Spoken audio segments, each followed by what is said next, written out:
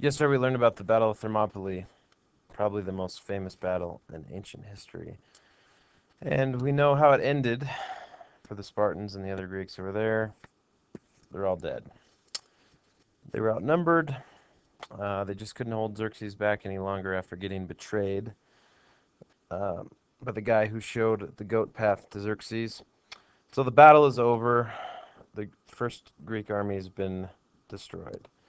Now that Thermopylae is over, Xerxes says, well, finally, I can take my army, I can leave Thermopylae, and I can march down south and go destroy Athens. That's his plan. He continues marching south through Greece. When he gets to Athens, the Athenians knew, man, we are way outnumbered. There's no way we're going to defend the city. So they abandoned it, and Xerxes completely destroyed Athens. He destroyed buildings. He stole statues. He burned everything he could find. But right before he came, the Athenians, they didn't want to all die, so they actually ran away. The only people left in the city by the time Xerxes got there were the sick and the elderly who couldn't move. And what the Athenians did is they took the healthy men, women, and children, they loaded them on boats, and they escaped to a nearby island called Salamis. So most of the Athenians are going to live, but their city is destroyed. Now, the leader of Athens at the time, Themistocles, he knew his army was not a match for Xerxes on land, but he was going to try and trick Xerxes into fighting his navy, because we know the Athenians had the best navy at the time, even though they're going to be a little bit outnumbered. So what Themistocles does is he sends his personal bodyguard over to Xerxes, the Persian leader. He says, hey man, check it out. I got a deal for you. The Athenian navy is willing to surrender, but only if you come sail to this island right now. If you do that, I promise you, the Athenian navy will give up, surrender, and will actually join and help fight the rest of this war with you. And Xerxes thinks, well, hey, I beat the Spartans because I listened to a trader who showed me a secret path. Maybe now I should listen to this Athenian trader and I can go capture their navy without even fighting. Sounds like a pretty good plan.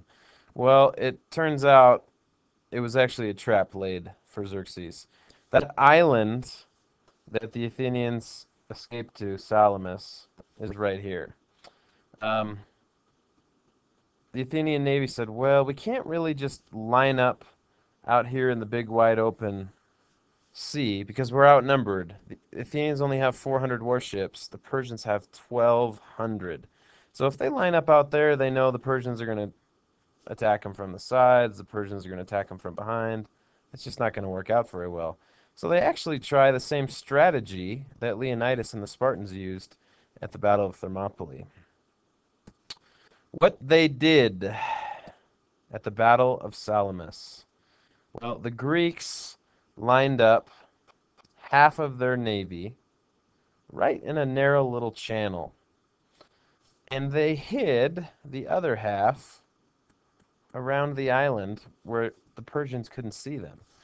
And when the Persian ships were approaching from the direction Themistocles knew they would come, the Athenian ships started to back away, almost like they were retreating and going to run.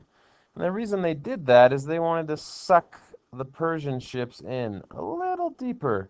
And when they came out on the other side of those straits, then the Athenian ships attacked them from the sides and from behind. And this was a huge advantage in a naval battle because you didn't fire cannons at the enemy ships. There's no cannons at this time. You just straight up rammed them. And you have a lot better shot coming in from the side and hitting the ship broadside with a ram than you do hitting them head on. So the Persians got tricked. They got sucked into the strait at Salamis, and the Greek navy just kicks their butt. Their ships called triremes had battering rams built on the front, and they used those to drive straight through the Persian ship, and they'd row backwards, and the ship would break in half and sink. So at the end of the day, the Athenian losses number about 40. And that's not men, that number is in ships. The Persians, however, lost a few more. The Persians lost about 300 ships destroyed. So you can see the Athenians really kicked their butt and destroyed, about a quarter of Xerxes' Persian navy. Now that you're finished, what I need you to do is open up your notes for TCI 28 and check out section 5. We've got a picture here of the Battle of Salamis where you can see the Greeks are bringing that battering ram into the side of the Persian ship. Here's what you need to do today. Um, you can skip reading section 5 if you watch this video, but you need to write a headline for this image and tell why the battle was important. So just come up here and write your headline above the picture. And then you need to think about which one factor best explains why the Greeks won the Battle of Salamis. After you do, write 1 or 2 sentences that explains your choice. Was it because the Athenians had allies at the battle? Was it because they had better fighting equipment? Was it because of they knew the geography better? Or did they use a clever military strategy?